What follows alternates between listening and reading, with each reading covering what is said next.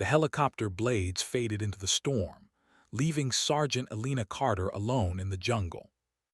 For several seconds, she didn't move. Rain struck her face, cold and hard, washing mud down her sleeves. The bruises in her ribs burned every time she inhaled. Her radio was gone. Her rifle was gone.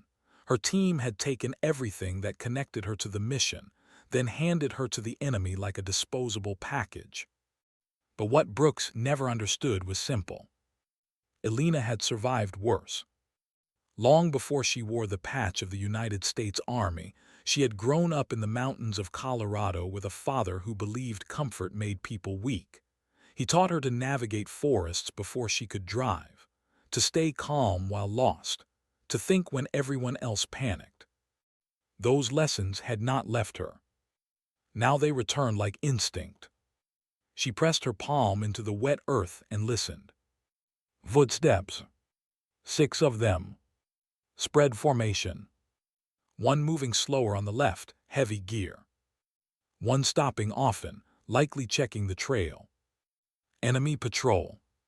She slid behind a fallen tree and held her breath. The beam of a flashlight moved through the rain, bouncing across the trunks. Voices drifted closer in a language she recognized from briefings. Their boots crushed branches. Their rifles clicked as they moved through the brush. One more step. Another.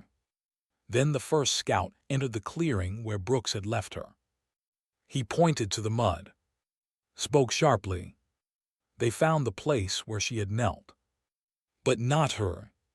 Confusion spread between them. The second scout crouched, touching the fresh boot prints. He turned to signal the others. That was his mistake. Elena moved. The emergency blade flashed once, silver in the lightning. Her arm wrapped around his neck. The blade drove under the jaw. The scout fell before he could shout. The first turned too slowly. She slammed him into the tree trunk, stole his rifle, and cracked the stock across his temple. He collapsed face first into the mud. The others shouted. Gunfire ripped through the rain. Elena rolled into the brush as bullets struck the trunk behind her, wood exploding into splinters. She fired twice without aiming. A scream answered. Then she ran. The jungle swallowed her. Branches snapped against her shoulders. Vines grabbed her legs. Water reached her knees as she crossed a flooded ditch. The enemy spread behind her, shouting to flank. She changed direction 3 times. Left, right, back across her own trail. She stepped onto a fallen log and moved above the ground to leave no footprints, then jumped into a stream and followed it upstream despite the current. The water reached her waist, her muscles screamed, but the tracks vanished. After nearly 20 minutes, the voices faded. Only thunder remained. Elena climbed onto a rocky bank and leaned against a tree, breathing hard. Blood from the dead scout stained her sleeve. She checked the rifle. 3 rounds left. No spare magazine. 1 grenade attached to the dead man's vest. Useful. She pocketed it. Then she heard something worse than enemy voices. A radio. Static. English. Brooks. He was nearby. She froze and lowered herself to the ground, crawling through wet grass until she reached a ridge. Below, a dim fire burned beneath camouflage netting. Her team. Exactly where she expected. They had not returned to base. They were waiting. Waiting to confirm she was dead. Brooks sat on an ammo crate, boots by the fire. Ramirez cleaned his rifle. Dawson stared into the darkness, nervous. Elena stayed hidden, every muscle still. Brooks laughed. She lasted longer than I thought. Ramirez smirked. I gave her maybe 10 minutes. Dawson didn't laugh. You sure she's dead? Brooks looked up. Captain Hale planned every inch of this. Enemy patrol passes that sector every night. She's gone. Dawson rubbed his hands. What if she kills them first? Brooks' face hardened. She's one woman. Alina's jaw tightened. He forgot she was still breathing. Brooks reached into his pocket and pulled out her dog tags. He held them above the firelight. Tomorrow we say we found these by the river. Enemy attack. Body lost in flood. Ramirez laughed. General will sign the report before breakfast. That made Alina pause. General. This reached higher than she thought. Brooks tossed the tags onto the crate beside him. He leaned back, relaxed, like the mission was already over. That arrogance saved her. She circled behind the camp, moving through the rain without sound. Every branch, every footstep chosen carefully. At the edge of the camp, she stopped. Brooks' sidearm sat on a nearby crate. Unattended. She slipped forward. 1 inch at a time. Lightning flashed overhead. No one turned. Her fingers closed around the pistol. Then she vanished back into the dark. 10 yards away, she checked the magazine. Full. Her lips tightened. The jungle had started giving back. She stayed hidden and listened. Ramirez threw another branch onto the fire. When we get paid, I'm leaving this place. Dawson looked up. Paid? Brooks shot him a warning look. Too late. Dawson realized he said too much. Brooks stood slowly. Some things are above your clearance. Dawson swallowed. You said it was just getting rid of Carter. Brooks stepped closer. It is. Stop asking questions. Dawson looked away. Fear. Real fear. That meant weakness. Weakness could be used. Alina stayed there nearly 30 minutes, memorizing everything. Then Brooks' satellite phone rang. He answered immediately. Captain Hale's voice crackled through. Status. Brooks smirked. No sign of her. Enemy patrol engaged. She won't make sunrise. Hale laughed softly. Good, the shipment moves at dawn. Reeves wants no interruptions. Alina felt the blood drain from her face. General Nathan Reeves. She knew that name. Everyone did. A decorated commander, public hero, media favorite. If Reeves was involved, this wasn't corruption inside one unit. This was command-level betrayal. Brooks answered, understood. Hale's tone sharpened. If she appears, kill her immediately. She recorded too many inventory logs. The call ended. Alina's mind raced. Inventory logs. She remembered. 3 weeks earlier, she had flagged missing weapon crates during a routine audit. The report disappeared from the system the next day. Hale told her it was an accounting error. She knew now. It was. They were stealing U.S. weapons and selling them. And she had noticed. That's why she was here. Not to lead a mission. To disappear. A twig snapped beneath Alina's boot. Tiny sound. But Brooks heard. His head turned instantly. Movement. Ramirez grabbed his rifle. Dawson stood. Alina didn't wait. She sprinted. Gunfire exploded behind her. Bullets tore through leaves around her. She slid downhill through mud as the team chased her. Brooks shouted, spread out. She veered right through dense brush. The jungle opened suddenly. A cliff edge. 30 feet down into a flooded ravine. She stopped at the last second.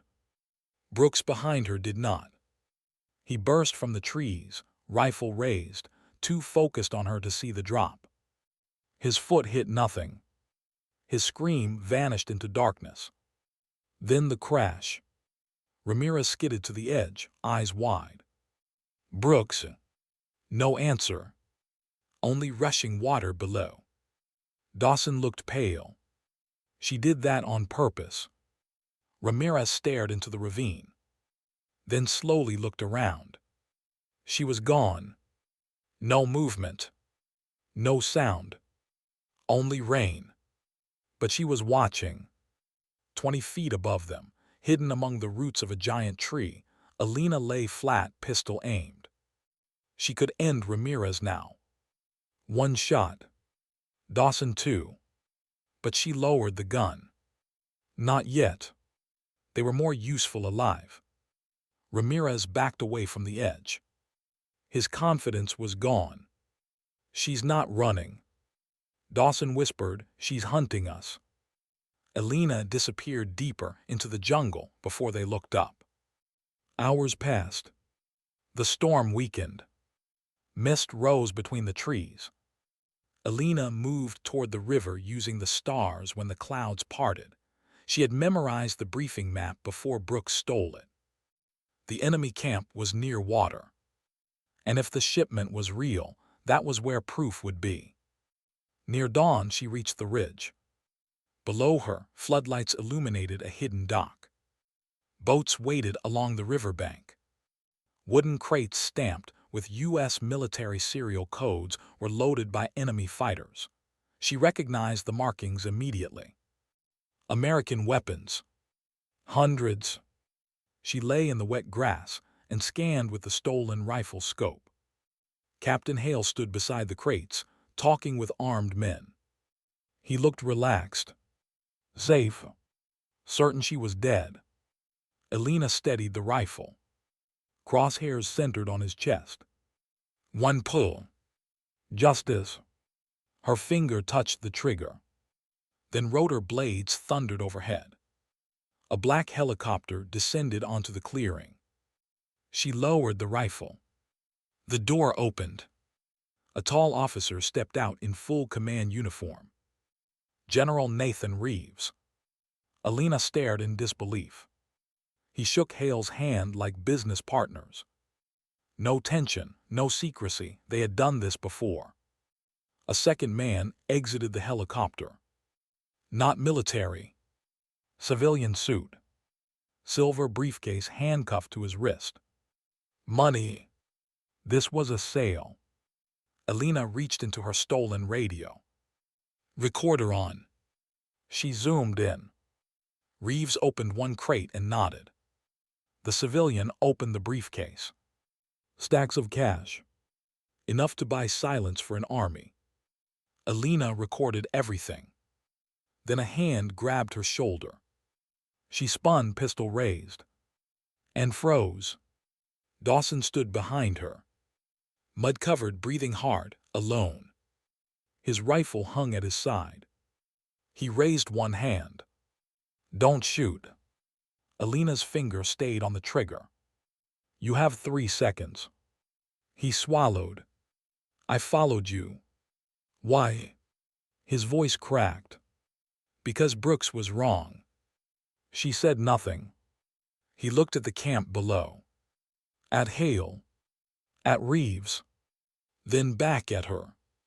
I didn't know this was real. Her eyes stayed cold. You helped leave me to die. His face fell. I know. She almost shot him anyway. Then voices rose below. Ramirez had reached the ridge. He spotted Dawson standing beside her. His eyes widened. Then he shouted. There she is. Gunfire erupted from below. Enemy soldiers looked up. Floodlights swung toward the ridge. Reeves turned. Hale turned. And for the first time that night, Captain Hale saw Alina Carter alive. His face went white. Alina grabbed Dawson's vest and dragged him down the slope as bullets ripped through the trees. The jungle exploded into chaos. Sirens. Shouting. Floodlights. Dogs barking. The hunt had changed. No longer for one missing soldier. Now an entire operation knew the ghost had survived. And Alina had proof that could destroy them all if she lived until sunrise. The ridge erupted in gunfire. Bullets ripped through branches above Alina's head, showering bark and leaves onto her back as she dragged Dawson down the muddy slope. He slipped twice, nearly pulling both of them into the ravine, but Alina's grip never loosened. Below, alarms blasted across the river camp. Floodlights swept the jungle like giant white blades. Men shouted in two languages. Dogs barked. Engines started. The hidden operation had turned into a full military search. And every man there believed Alina Carter was carrying enough evidence to destroy them, which meant they would burn the jungle to find her. She shoved Dawson into a ditch beneath a fallen tree. "Stay down." He gasped for air. "You should have left me." Alina checked the pistol. Full magazine, one spare from Brooks. The captured radio crackled in her vest. The tiny recorder still worked. That mattered more than any weapon. If the recording reached the wrong hands, Captain Hale, Brooks, and maybe even General Nathan Reeves would fall. But getting it out alive was another war. A flare launched from the camp, turning the night red. Dawson stared at her, his voice shook. "What now?" She looked through the trees. Search teams were spreading in fan formation. Dogs to the west, vehicles to the south, river on the east. Only north remained open. "For now, we move." He grabbed her sleeve. "Why trust me?" Alina met his eyes. "I don't." She stood and moved. He followed anyway. They traveled through the jungle in silence. The rain had eased, but the ground was worse. Deep mud, roots hidden under water, fallen trees slick as ice. Alina moved like the forest belonged to her. Dawson struggled to keep up. After 20 minutes, he whispered, "You could expose them right now." She kept moving. "How?" "Transmit the recording." She looked back. "With what satellite?" He said nothing. "Exactly." Her radio had short range. Hale's people could jam local signals. The only way was reaching the extraction zone or one of the old relay towers mapped in the valley. But that meant crossing enemy patrol routes and outrunning her own team. She stopped near a stream and knelt. The muddy bank showed fresh tracks. 3 sets. Ramirez. 2 enemy soldiers. They were close. Alina pointed upstream. "You stay here." Dawson panicked. "What?" "If I'm not back in 5 minutes, run north until sunrise." His eyes widened. She was already gone. Ramirez moved carefully through the brush, rifle raised. He no longer laughed. No jokes, no smugness. Brooks was dead. The operation was exposed. And the woman he left to die was now hunting them one by one. He paused at the stream, examining the mud. He smiled. "Drax." He lifted the radio. "I found them." No answer. He frowned. Then a voice came from behind him. "No, I found you." He spun. Alina hit first. The rifle flew from his hands as she slammed him into the tree. He punched her injured ribs, and pain exploded through her side, but she drove her elbow into his throat. Ramirez staggered. She kicked his knee sideways. It snapped with a crack. He screamed and fell. She pinned him face first into the mud and shoved the pistol against the back of his skull. "Why did hell choose me?" Ramirez gasped. She pressed harder. "Talk." His breath shook. "You accessed the manifest." "What manifest?" He coughed. "The weapons list. Reeves sold crates for 6 months. Hale covered transfers. You noticed serial mismatches." Alina froze. 6 months. This wasn't one shipment. It was treason. She grabbed his collar. "How many are involved?" He laughed suddenly, blood in his teeth. "You think this ends with Hale?" Her eyes narrowed. Ramirez's grin widened. Half the command answers to Reeves. Then he reached for the knife in his boot. Elena fired. The shot echoed across the jungle. Birds exploded from the trees. Ramirez fell still. She grabbed his radio and sprinted back. Dawson looked at her face and said nothing. He saw enough. "Move," she said. And they ran. By sunrise, the jungle was gray with fog. The river sounds faded behind them. But helicopters replaced them. 3 black aircraft circled overhead. Military. Not enemy. U.S. markings. Reeves had deployed official resources, meaning the hunt would appear in reports as a search for missing soldiers. No one outside the operation would know Elena was the target. Dawson stumbled over a root and fell hard. She yanked him up. "I can't," he said. "You can." He shook his head. "I wasn't made for this." She almost laughed. But there was no energy left for humor. Ahead she saw the old relay tower. Half collapsed, rusted, hidden among giant trees. A forgotten communication post from earlier operations. If power remained, she could send the recording directly to military oversight. Untraceable. She pushed faster. But so did the helicopters. The nearest one spotted movement. Searchlight. Directly on them.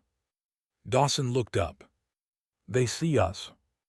Machine gun fire tore into the trees. Elena shoved him down as rounds chewed through the tower stairs. She fired once. Pointless but instinct. The helicopter banked. Another swept in from the side. They had less than a minute. She grabbed Dawson. Inside. They ran into the tower base as bullets shattered windows. Dust filled the air. Old metal groaned. The generator room still existed. Ancient batteries. A console. Maybe enough. Elena ripped off the access panel. Lights flickered weakly. Alive. She inserted the recorder cable. The system booted. Dawson watched the stairs. They'll land troops. She knew. The upload bar crawled. 8%. Outside, rotor blades roared. Men shouting. Boots on the stairs. Dawson loaded Ramirez's rifle. His hands shook. "I left you there because Brooks said you were dangerous." Elena didn't answer. 14%. Dawson swallowed. "He said women don't belong in field command, that you got promoted because command needed publicity." She glanced at him. "And you believed him." He looked ashamed. "I wanted to." 21%. The stairs creaked. Enemy soldiers entering. Dawson took position. "I'm sorry." Elena looked at the upload. 28%. She said quietly. "Then prove it." The first soldier entered. Dawson fired. The room exploded. Glass shattered. Bullets tore walls apart. Dawson emptied the magazine, dropping 2 before diving behind a generator. Elena kept the cable in place. 39%. More boots. More gunfire. She fired through the doorway, forcing them back. Then the loudspeaker outside crackled. "Captain Hale." "Carter, listen to me." She froze. His voice echoed through the tower. "You can't escape.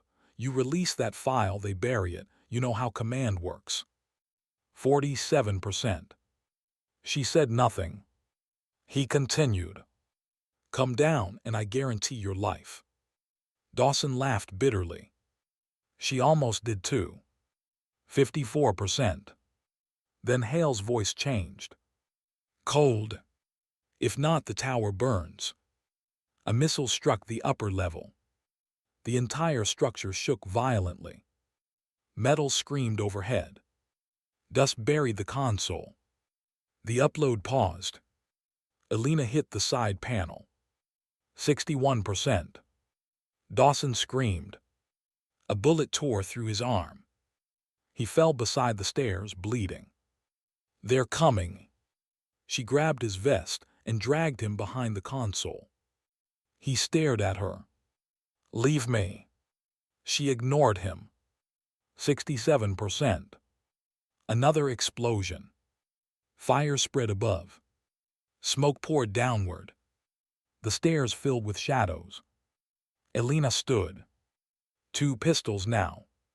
No retreat. No team. No backup. Only her. And the truth. She fired both weapons.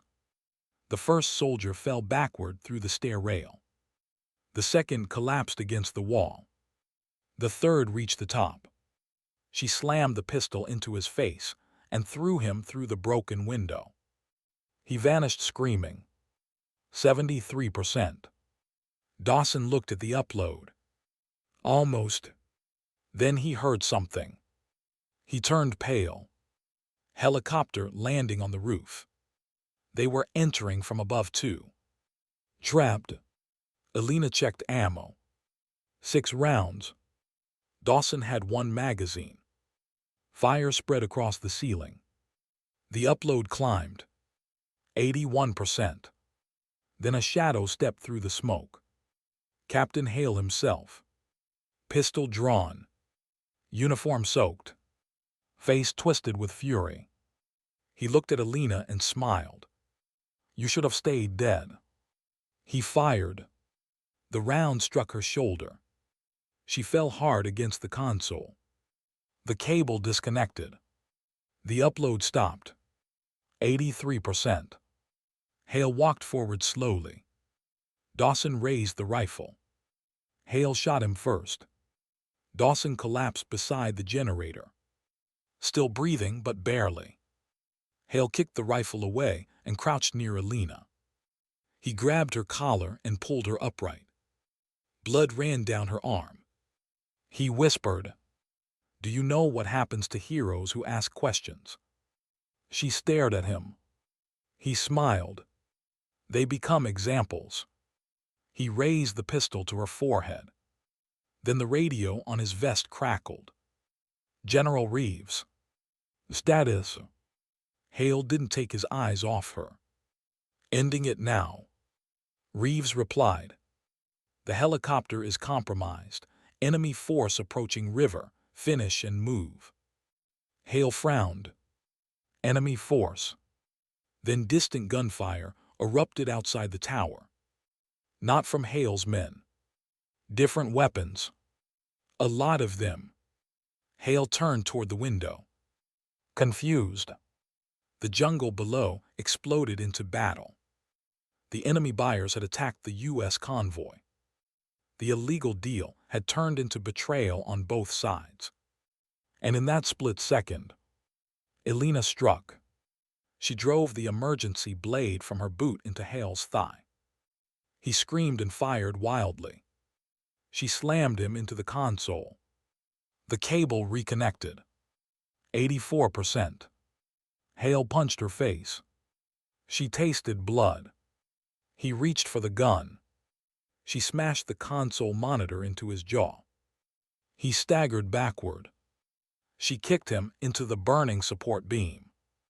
The floor beneath him cracked. Hale looked up. For the first time. Fear. Then the burning floor collapsed. He fell through 2 stories of fire and metal into the battle below. Alina dropped to her knees beside the console. Upload. Still moving. 88%. Dawson coughed blood. He smiled weakly. "Guess that proves it." She looked at him. He pressed the rifle into her hands. Then closed his eyes. Boots approached from above. Reeves himself was coming. Alina stood, bleeding, smoke around her. Tower collapsing, upload at 94%. And outside, the entire jungle was now a war zone. The final truth was seconds away. But so was General Reeves. The relay tower burned like a torch in the middle of the jungle. Flames crawled up the rusted beams and smoke rolled through the broken windows, turning dawn into a gray nightmare. Outside, the river camp had descended into full chaos. Enemy fighters shooting at Hale's men, helicopters circling, vehicles exploding near the dock. Inside the tower, Sergeant Alina Carter stood over the old console, blood running down her shoulder, one pistol in hand, the upload bar glowing on the cracked screen. 94%. Each second felt like a year. Dawson lay beside the generator, unmoving. The soldier who had betrayed her had chosen, at the end, to stand beside her. The footsteps above grew louder. Slow. Measured.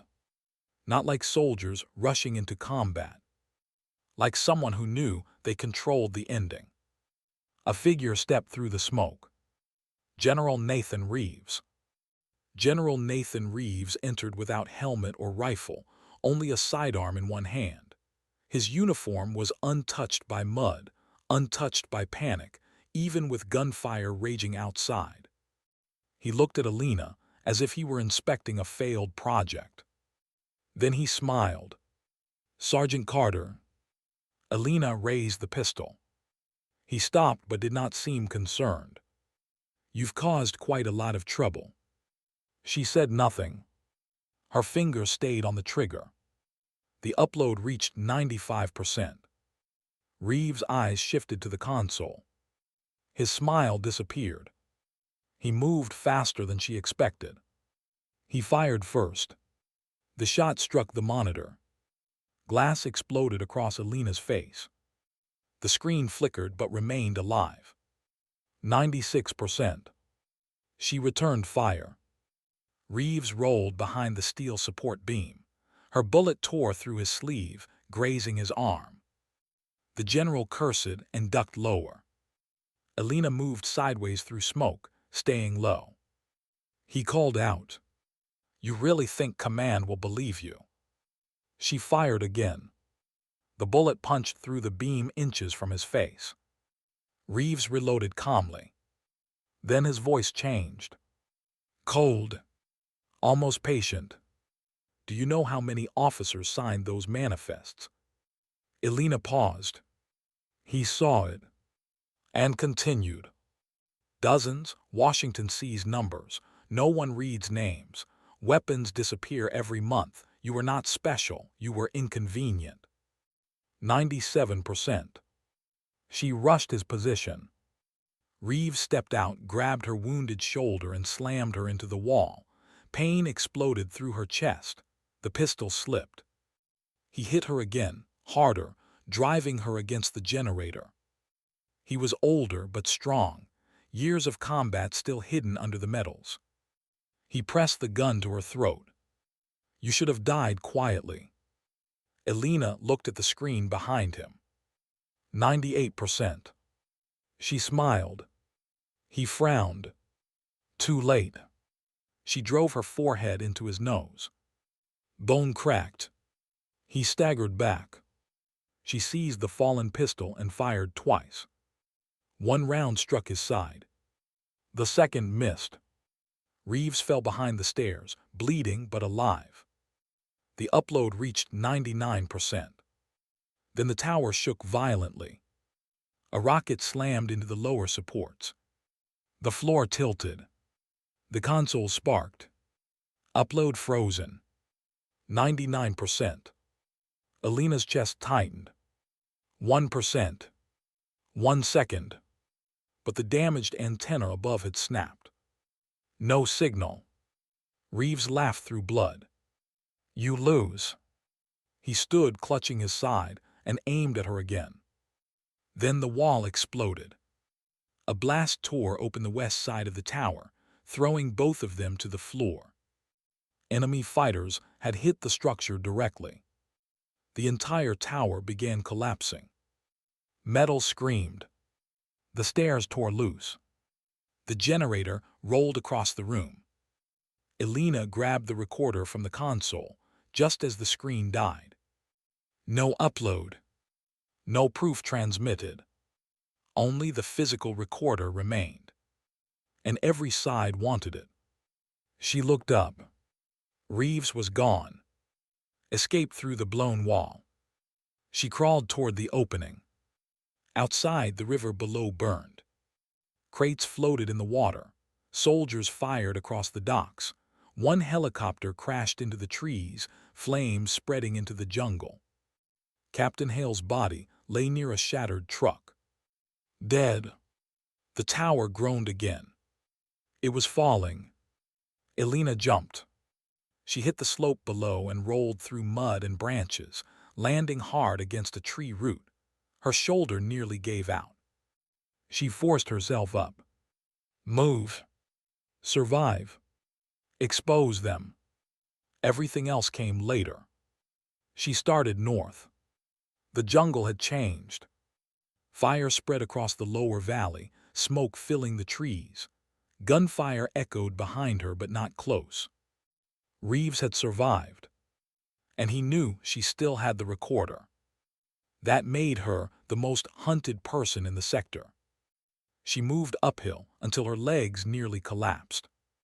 At the top of a ridge stood an abandoned observation bunker, old concrete, half covered by vines. She entered carefully. Empty. Inside, she found a dry corner and finally allowed herself to breathe. Her hands shook.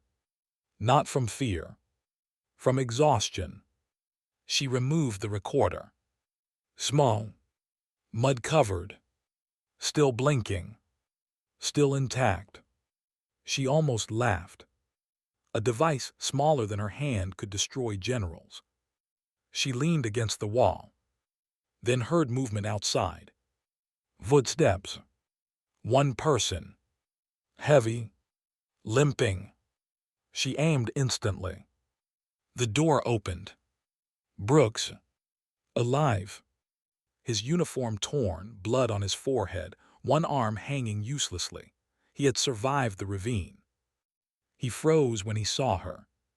Then smiled. Should have checked the body. Elena's face stayed still. You should have stayed in the ravine. He shut the door behind him. Locked it. Reeves offered me a deal.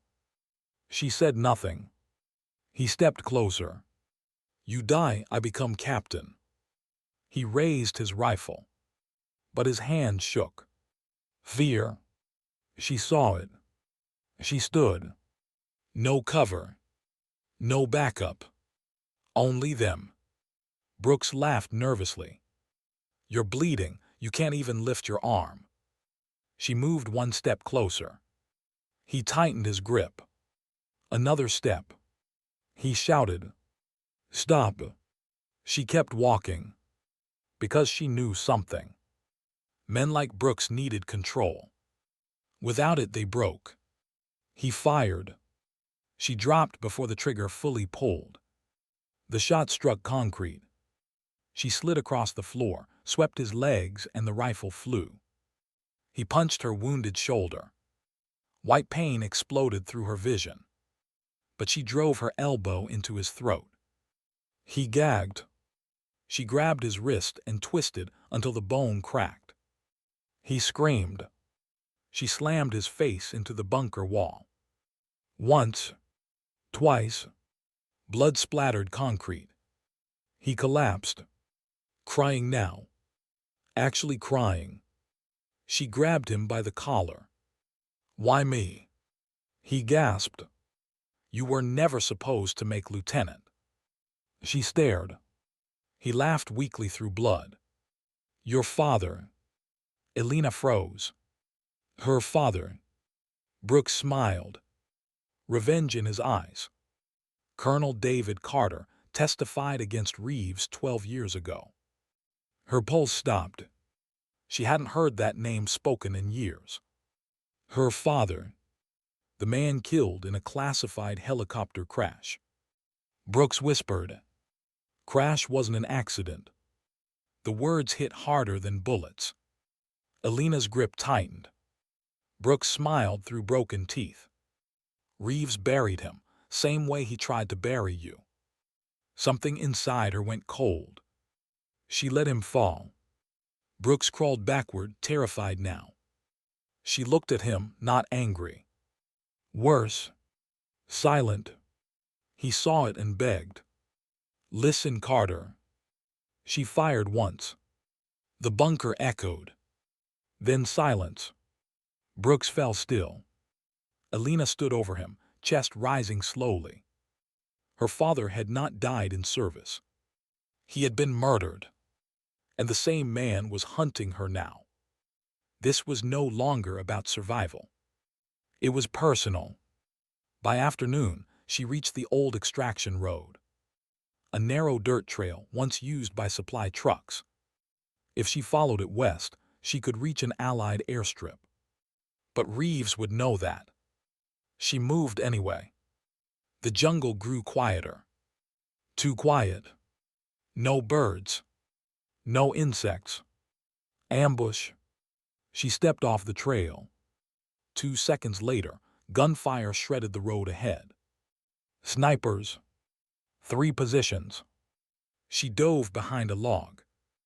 Reeves' voice echoed through a loudspeaker. You can't win, Carter. She looked through the scope. There. A ridge 200 yards ahead.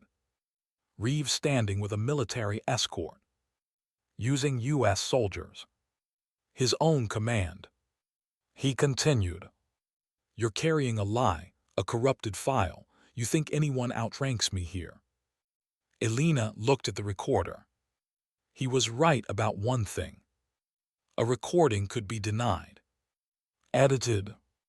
Buried. She needed witnesses. Public exposure. Somewhere Reeves couldn't control. Then she remembered. Tomorrow. Regional Command Assembly. 900 soldiers. Senior officers. Award ceremony. At base. Reeves would attend. All command required. She smiled. That was it. She wouldn't send the truth. She would walk into his ceremony and play it live. In front of everyone. Reeves' voice echoed again. Surrender. Alina pulled the grenade pin. Counted 2 seconds. Through. The explosion shook the ridge. She ran through the smoke, firing at sniper flashes. One fell. Another shouted. She sprinted through the trees, bullets behind her, then vanished into the canyon trail. Reeves screamed orders. But she was gone. Again. Ghost Carter. The name returned across the radios. By sunset, she reached the abandoned military road. A supply jeep sat hidden under camouflage netting. Unattended. She's inside. Probably part of Reeves' perimeter. Her luck had changed. She started the engine. Then froze. The rear seat. A black folder. She opened it. Her breath stopped. Inside were files. Her father's phone. Classified reports. Flight logs. Signed orders. Reeves' signature. Proof of murder. And one note attached to the top. Typed, if you found this, I was right to trust you, Dawson. She stared.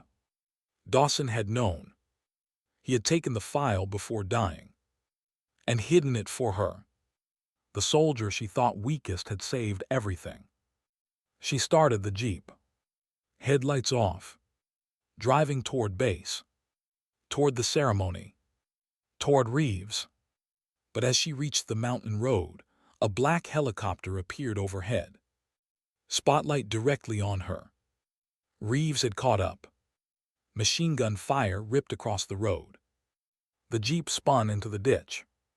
She climbed out, folder and recorder in hand, sprinting into the darkness as the helicopter descended. Base was only 12 miles away. She was wounded. Alone. Hunted by her own army. And she had until sunrise. Because by morning, General Reeves would stand in front of 900 soldiers, and Alina Carter would be there too, whether as a hero or a ghost returned from the dead. By the time the first light touched the desert horizon, Sergeant Alina Carter could barely feel her legs. She had crossed 12 miles of mountain road on foot after abandoning the crashed jeep. Her uniform was torn. Her shoulder was soaked in dried blood. Mud covered her face. Her boots had split near the heel, but in her vest, wrapped inside a waterproof map sleeve, were the two things that mattered: the recorder and the black file proving that General Nathan Reeves had murdered her father. The base appeared beyond the ridge like a mirage. Steel fences, watchtowers, armored vehicles lined in rows, and the giant parade ground where nearly 1,000 soldiers were already assembling for the regional command ceremony. Reeves had planned it for weeks. Promotion announcements, medal presentations, press photos. A perfect public stage. Alina smiled despite the pain. He had built the stage for his own destruction. She moved along the outer fence, avoiding the front gate. Security was doubled. Her name had already been entered as missing in action, probably listed as presumed dead.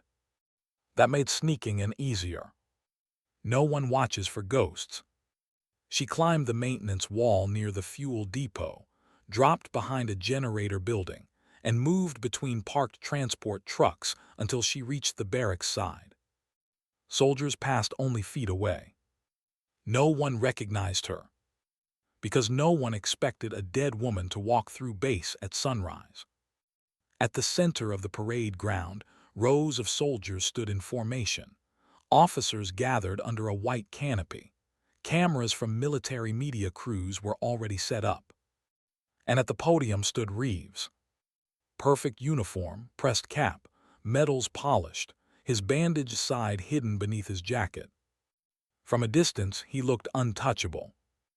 Alina crouched behind an armored truck and watched. She saw something else. Captain Hale's death had not been announced. Brooks and Ramirez were absent from formation. The official story had already begun. She reached into her pocket and checked the recorder again. Still alive. Then a rifle barrel pressed against the back of her neck. A voice behind her said, "Hands up." She froze, slowly raised both hands. The soldier stepped around. Lieutenant Aaron Mills, military police. She knew him from investigations unit, quiet, smart, impossible to bribe. His eyes widened when he saw her face. "Carter." She said nothing. He lowered the rifle slightly. "They said you were dead." She looked directly at him. "They lied." Mills stared for a long second, then noticed the blood, the torn uniform, and the classified folder in her hand. His expression changed. "Who?" She looked toward the ceremony.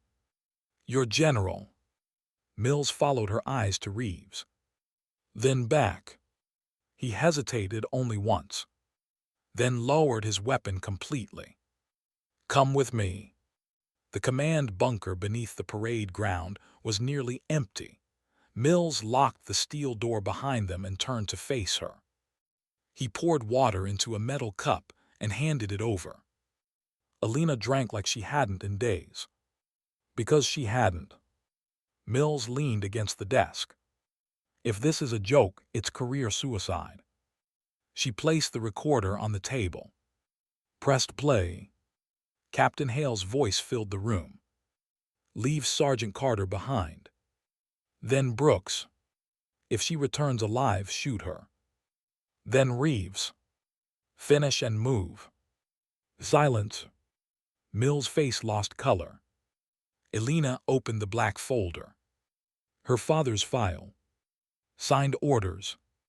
Altered crash reports. Weapon manifests. Bank transfers. Mills turned pages faster and faster, reading in disbelief. Then he stopped. "Jesus." Alina sat down heavily, her body finally realizing it was close to collapse. Mills looked up. "What do you want me to do?" She met his eyes. "Get me a microphone." Outside, the ceremony had begun.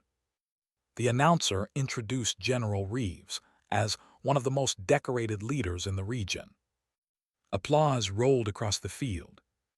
900 soldiers stood in formation. No one knew the war from the jungle had followed them home. Reeves stepped to the podium. His voice boomed through speakers. "Today we honor courage, sacrifice, and service to the nation." The microphone cut. He frowned. Tapped it. No sound. Technicians looked confused. Then every screen around the field turned black. Static. Reeves' eyes narrowed. He stepped back. The main speakers crackled, and a woman's voice echoed across the base. "Cold. Steady. Alive. Permission to report, sir." The field froze. Every soldier turned. At the far end of the parade ground, Alina Carter walked onto the concrete. Blood-stained uniform. No cap. Bandage across her shoulder. Folder in one hand. Pistol holstered at her side. The dead soldier had returned. The silence was so deep the flags could be heard, snapping in the wind. Reeves stared at her like he had seen a ghost. Because he had. Captain Hale had failed. Brooks had failed. Ramirez had failed. And now she was here. In front of everyone. Mills stood beside the audio console, routing her voice through the bass system. Alina walked slowly toward the podium. Every step echoed. Some soldiers recognized her and whispered. Others stared confused. Reeves forced a smile. "Sergeant Carter, you are listed missing. Stand down and report to medical."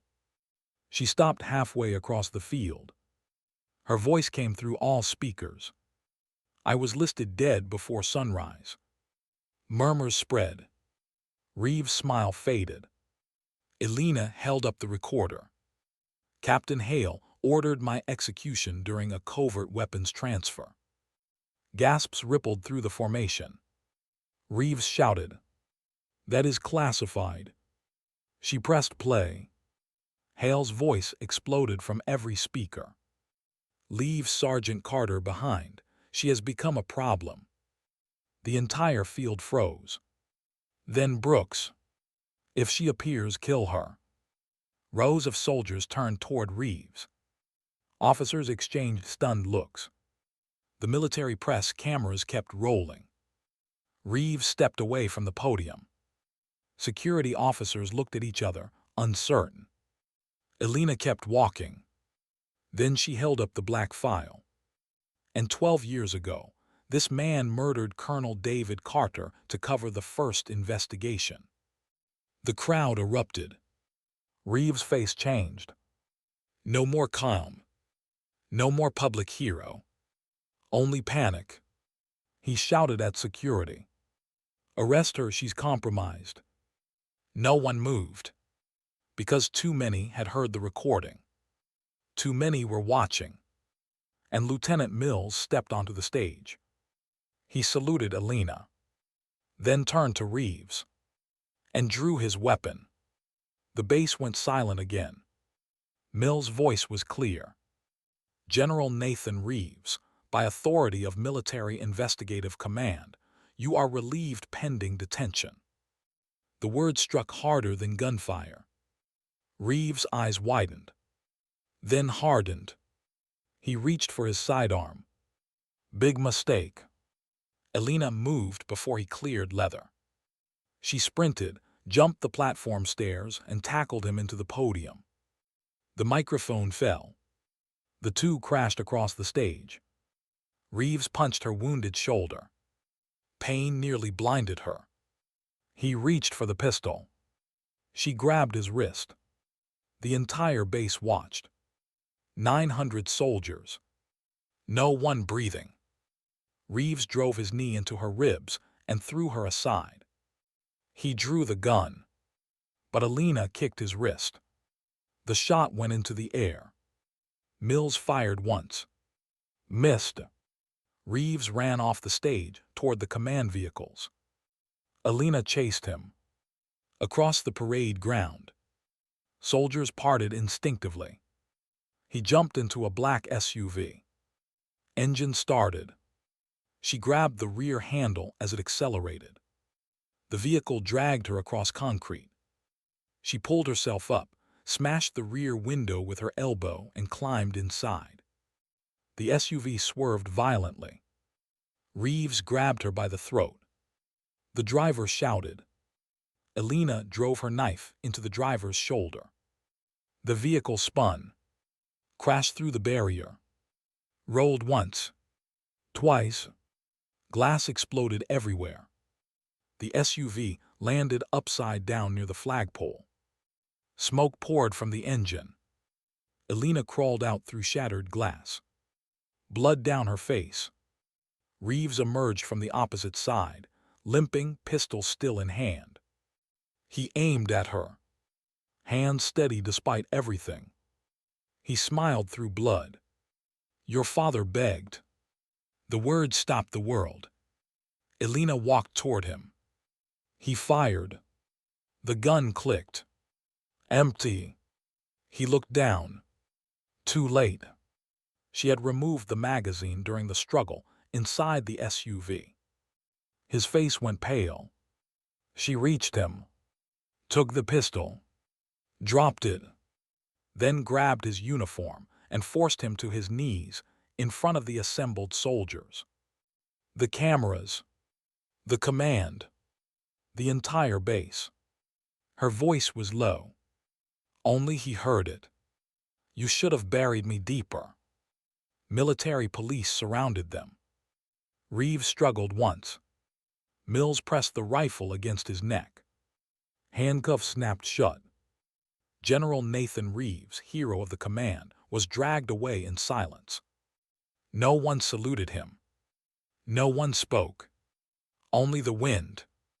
And then, the applause started. One soldier. Then another. Then dozens. Then hundreds. Boots struck concrete. Hands thundered. 900 soldiers stood in formation and saluted Alina Carter. Not because she won a fight. Because she had walked back from betrayal and brought truth with her. 3 months later, the courtroom hearings shook military command across the country. Reeves, Hale, and dozens of officers were charged. The stolen weapon network was exposed. Records tied Reeves to years of black operations and targeted killings. Colonel David Carter's case was reopened. His death was officially reclassified as homicide. His daughter attended the ceremony in dress uniform. On the same parade ground. This time with no blood. No fire. No lies. The command banner hung above the stage. General Staff stood in attendance. Lieutenant Aaron Mills read the order aloud. By direct authority of Armed Forces Command, Sergeant Alina Carter is hereby promoted to Major and assigned Commanding Officer of Tactical Unit 7. The soldiers erupted. Because Tactical Unit 7 had once been Hale's command. The same unit that betrayed her. Now they stood at attention before the woman they left to die. Alina stepped onto the platform, accepted the insignia, then turned. Brooks, replacement, stood in the front row. The remaining soldiers from the mission stood behind him. Eyes lowered. Ashamed. Alina looked at them for a long time. Then spoke. Not loud, but every word carried. "You abandoned your commander in enemy territory." Silence. "You followed corruption because it was easier than honor." No one moved. Then she stepped down from the stage, walked directly to the unit, stopped inches from the front rank. Her new insignia gleamed in the sun. Her voice was ice. But from today forward, she looked at each face, one by one. You answer to me. No one breathed. Then she gave the first order as commander. Training field, 5 minutes. The soldiers moved instantly. No hesitation. No protest. Because the woman they betrayed had returned. Not as a survivor. Not as a witness. But as the commander of the very team that tried to erase her. And as they marched away, Alina looked toward the horizon where the jungle lay beyond the mountains. The place they thought would bury her. She touched her father's dog tags beneath her uniform. And for the first time in 12 years, the war was over.